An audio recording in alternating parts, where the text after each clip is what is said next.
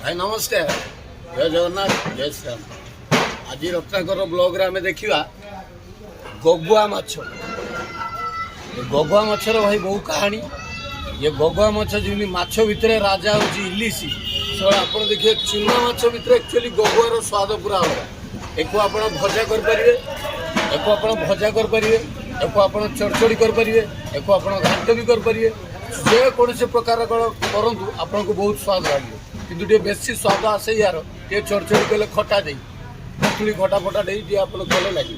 ये आमर आम सर मंग ये गगुआर मंग धरी गगुआ कहले आप मंग पाखु पलि आसे आप भी दरकार आप मत कंटाक्ट करेंगे जिते किलो गगुआ दरकार मंग दे मंग पाखे चूना माछ सब थाए आ सब गगुआ ये गगुआ आप रही तो साधारणतः कोस्टाल बेल्ट में मिले।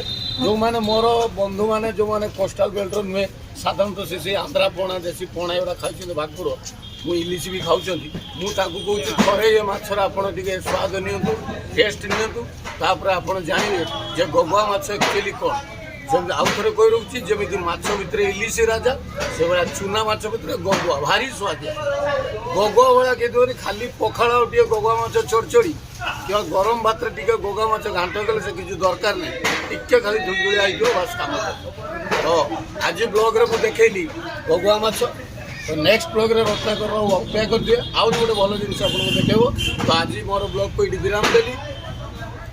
वंदे उत्कल जननी भारत माता की जय। नमस्कार।